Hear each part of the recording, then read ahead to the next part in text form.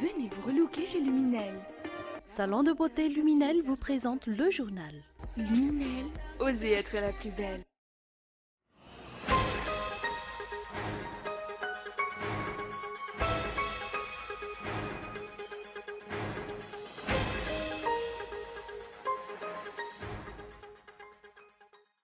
Les habitants de Somaman persistent et signent.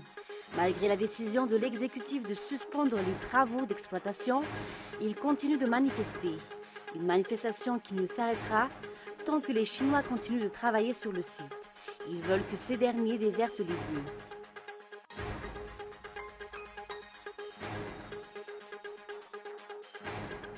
Attaque à main armée à Nzumara Martin, dans le district de Mandout. 8 personnes ont été grièvement blessées.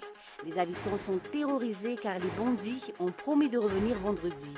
Les habitants réclament que les forces de l'ordre viennent à leur secours.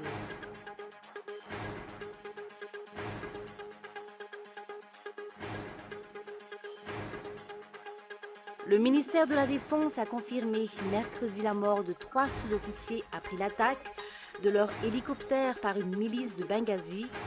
Une annonce qui corrobore officiellement la présence de troupes françaises sur le sol libyen.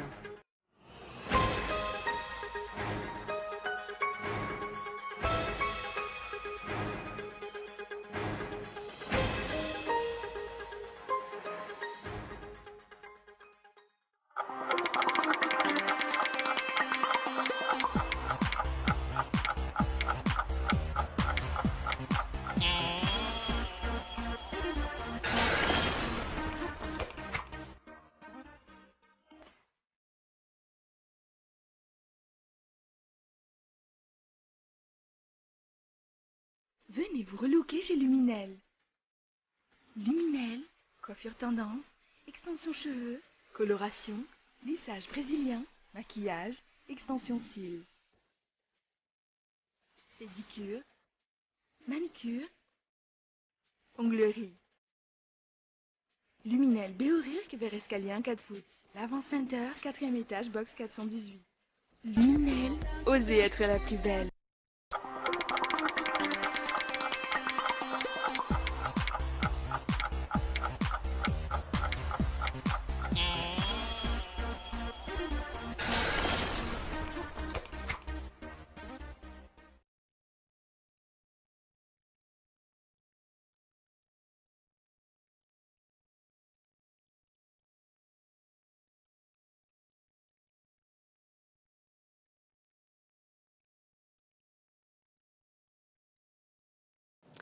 Bonsoir à tous et merci d'être avec nous dans ce journal. À la une de l'actualité, les habitants de Somaman persistent et signent. Malgré la décision de l'exécutif de suspendre les travaux d'exploitation, ils continuent de manifester, une manifestation qui ne s'arrêtera tant que les Chinois continuent de travailler sur le site. Ils veulent que ces derniers désertent les lieux. Les détails dans ce reportage de Zouf Rakutendjin. Les habitants de Somaman ont manifesté dans le calme ce jour lors du passage des journalistes dans cette localité. Ils continuent de réclamer l'arrêt définitif de l'exploitation aurifère menée par une société chinoise et ce, malgré la suspension des travaux décidée par l'exécutif. Une décision qui n'est pas respectée, souligne-t-il, car les travaux se poursuivent pendant la nuit. Nous n'avons pas été consultés avant que ce projet ne soit mis en œuvre. Il est vrai que nos terres ne sont pas encore titrées, mais nous en sommes les propriétaires légaux, étant donné que nous les avons aménagées pendant des années et des années. Les habitants de Somaman continueront de manifester contre cette exploitation tant que les ressortissants chinois ne quittent pas définitivement ce site. Le maire d'Arivoumam 2, qui soutient la cause des habitants, a révélé que certains habitants et responsables locaux ont été soudoyés pour qu'ils gardent le silence sur cette affaire. Mais cela ne les empêchera pas de lutter jusqu'au bout. 2 permis d'exploitation ont été délivrés dans la région Itas. La commune d'Arivoumam 2 dispose d'un des plus grands carrés miniers. Un carré minier mesure pas moins de 39 hectares alors qu'on dénombre 96 carrés miniers dans un seul périmètre minier. Faites le calcul, c'est vraiment immense. Il appartient à l'État d'expliquer tous ces détails à la population et de jouer ainsi la transparence. Rappelons que cette exploitation aurifère est prévue durer 40 ans. Les habitants s'inquiètent pour leur avenir et craignent ne plus avoir de source de revenus après la destruction de la forêt de tapis. Cette réalité à Somaman témoigne que la transparence et la bonne gouvernance prônées par les dirigeants ne sont que de vains mots. Toujours dans ce contexte, les journalistes qui se sont rendus à Somaman ce jour n'ont pas pu faire leur travail. Des éléments de l'Émouraï cagoulés et armés les ont empêchés d'accéder au site où se déroule l'exploitation menée par une société chinoise. Le droit des journalistes d'exercer librement leur profession, notamment leur travail d'investigation et de reportage, est ainsi bafoué. Il s'agit d'une atteinte à la liberté de la presse que les journalistes dénoncent. Les éléments de l'Émouraï ont avancé que les journalistes doivent obtenir l'autorisation des responsables de la société chinoise pour pouvoir pénétrer sur le site. Ces journalistes membres du mouvement pour la liberté d'expression ont transmis en direct sur la radio Miaramanouz les réactions des habitants concernant cette exploitation à Somaman. Également, dans l'actualité, des membres du parti leader Fanil conduit par Maoussindjaz Irnien, ainsi avait prévu de tenir le Conseil national du parti les 22 et 23 juillet prochains. Cependant, l'aile Jean-Max Rakout-Mamouz a décidé de saisir le tribunal de première instance pour contrer l'organisation de ce Conseil national et a obtenu gain de cause. Outre l'interdiction de la tenue de ce dernier, le tribunal a également ordonné la suspension de l'utilisation du logo et de la dénomination du leader Fanil, ainsi la guerre intestine au sein du leader Fanil est loin de s'achever, mais l'aile Jean-Max Rakout-Mamouz affirme qu'elle demeure ouverte au dialogue. Écoutez. Vous savez, nous, on est dans le Bureau national de coordination de parti leader Fanil, donc on ne peut pas dire qu'ils ne peuvent plus revenir ici. On était des amis, on reste amis, mais il faut respecter les statuts de ce parti. En tant que parti, comme il faut, on a un statut qu'il faut respecter, c'est tout. Donc s'ils reviennent, on est là pour discuter. Et puis, tous les sages, c'est là en famille. Donc on est là pour le dialogue, voilà. Page économie. Maintenant, le taux de recouvrement fiscal demeure faible à Madagascar. La prédominance de ce secteur informel sur le secteur formel et le manque de sensibilisation sont à l'origine de ce constat. Ainsi, à Mboutchoul-Maïns, la commune prévoit de sensibiliser les habitants sur l'importance du paiement de l'impôt. C'est un reportage de Muramant. Un contribuable bien sensibilisé aura une forte propension à payer ses impôts et taxes, ce qui n'est pas encore le cas à Madagascar. Des PME, des PMI ou même de grandes sociétés ne paient pas leurs impôts. Voilà pourquoi le taux de recouvrement fiscal demeure faible. Le développement du secteur informel en est la première cause. Dans la commune rurale d'Amboïtchoul-Maïtsi, aucune évolution du nombre des contribuables n'a été constatée depuis des années. C'est pour cela que la commune prévoit de mener des sensibilisations. Jusqu'ici, seuls ceux qui viennent demander des papiers administratifs paient leurs impôts. C'est pour cela que nous allons mener des sensibilisations afin de convaincre les habitants que le paiement des impôts est nécessaire pour construire des infrastructures et pour faire développer la commune. L'idée est de les inciter à contribuer au développement de la commune. Ainsi, le renforcement de la sensibilisation est important afin d'encourager les contribuables à s'acquitter de leurs impôts. Cependant, l'État devrait aussi réviser à la baisse les impôts exigés aux contribuables pour que ces derniers ne grossissent pas les rangs du secteur informel. Nous l'avons annoncé dans les titres, attaque à main armée à Nzumara-Martin dans le district de Mandout. 8 personnes ont été grièvement blessées. Les habitants sont terrorisés car les bandits ont promis de revenir vendredi. Les habitants réclament que les forces de l'ordre viennent à leur secours. Le point avec Gaëtan Andjiatslav. Les attaques à main armée sont en recrudescence dans la capitale et également dans les zones rurales. Pas plus tard qu'hier, la commune d'Anzumara-Martine, dans le district de Mandout, a été le théâtre d'une attaque à main armée à l'issue de laquelle 8 personnes ont été grièvement blessées. Comme d'habitude, les forces de l'ordre ne sont arrivées sur les lieux qu'une fois que les bandits aient mis les voiles.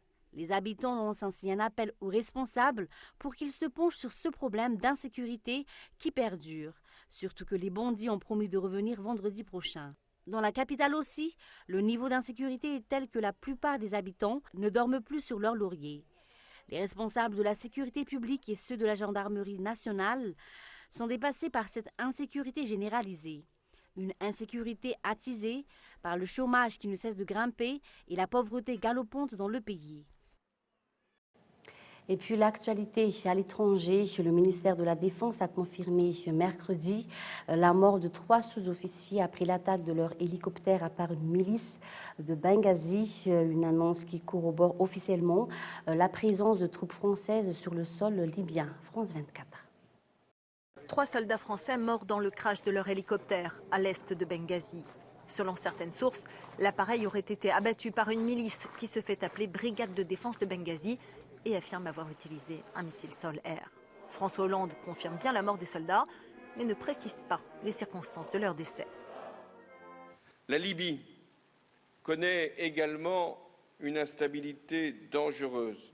Nous menons des opérations périlleuses de renseignement. 3 de nos soldats, qui étaient justement dans ces opérations, viennent de perdre la vie dans le cadre d'un accident d'hélicoptère. Je leur rends hommage aujourd'hui devant vous. Dans un premier temps, les autorités françaises ont évité de commenter l'affaire, car officiellement, Paris n'intervient pas en Libye. La France soutient donc le gouvernement légitime reconnu de Tripoli, qui n'est pas en très bon terme avec le général Haftar, et le fait que les forces françaises sont présentes à Benghazi, donc ils sont forcément du côté du général Haftar contre les autres factions, donc que ce soit l'État islamique ou d'autres factions djihadistes comme la Shura de Benghazi ou même les factions proches d'Al-Qaïda. Donc ça démontre en tout cas la complication, la complexité de la situation en Libye. L'engagement de la France en Libye avait déjà été dévoilé en février dernier par le journal Le Monde. Le quotidien révélait la présence de troupes françaises auprès de l'armée nationale libyenne du général Khalifa Haftar, mais aussi d'agents de la DGSE. Et 6 jours après l'attentat de Nice, le débat fait rage autour du dispositif de sécurité mis en place le soir du 14 juillet dans la ville. Certains élus et experts pointent du doigt des failles et des manquements des forces de l'ordre. France 24. 6 jours après l'attentat de Nice, les enquêteurs continuent d'interroger 5 suspects, 4 hommes et une femme, de l'entourage du tueur. 2 d'entre eux ont vu leur garde à vue prolongée. Le premier, âgé de 22 ans, a reçu un SMS de Mohamed Lawesh Boulel quelques minutes avant l'attentat, un message dans lequel il est fait référence à des armes. Le second est un homme de 40 ans, présenté comme une vieille connaissance de l'assaillant. La prolongation de leur garde à vue peut aller jusqu'à 6 jours avant une éventuelle mise en examen par des juges antiterroristes. L'enquête devra aussi déterminer s'il y a eu des manquements de la part des autorités locales. Selon un arrêté préfectoral, les poids lourds ne sont pas autorisés à circuler les jours fériés partout en France et en particulier sur la promenade des Anglais. Pourquoi alors que Nice est doté de 1400 caméras de vidéosurveillance, le camion n'a-t-il pas été contrôlé ? Le Canard enchaîné évoque par ailleurs une demande pour la mise en place de barrages filtrants ce jour-là. Pourtant, aucun renfort n'a pu être déployé. La gestion qui a été effectuée sur Nice ne pouvait pas aller au-delà des effectifs, puisque nous n'avions pas plus d'effectifs présents. Donc ça veut dire qu'il nous faut des forces supplémentaires. Pourquoi ? Parce que mes collègues ont été soumis à un rythme de travail très important. Le dispositif retenu permettait de réagir en cas d'intrusion de personnes armées, mais pas de véhicules. Pourtant, au cours de l'Euro, des blocs de béton avaient été disposés autour de la fan zone de Nice, une option qui n'a manifestement pas été retenue pour le 14 juillet. On termine avec un bref rappel des titres. Les habitants de Somaman persistent et signent. Malgré la décision de l'exécutif de suspendre les travaux d'exploitation, ils continuent de manifester, une manifestation qui ne s'arrêtera tant que les Chinois continuent de travailler sur le site. Ils veulent que ces derniers désertent les lieux. Et puis l'attaque à main armée à Nzumara-Martine dans le district de Mandout. 8 personnes ont été grièvement blessées. Les habitants sont terrorisés car les bandits ont promis de revenir vendredi. Les habitants réclament que les forces de l'ordre viennent à leur secours. Et puis enfin, le ministère de la Défense a confirmé mercredi la mort de 3 sous-officiers après l'attaque de leur hélicoptère par une milice de Benghazi, une annonce qui corrobore officiellement la présence des troupes françaises sur le sol libyen. Et c'est la fin de ce journal. Merci de votre fidélité. Bonne soirée à tous sur Cool TV et au revoir.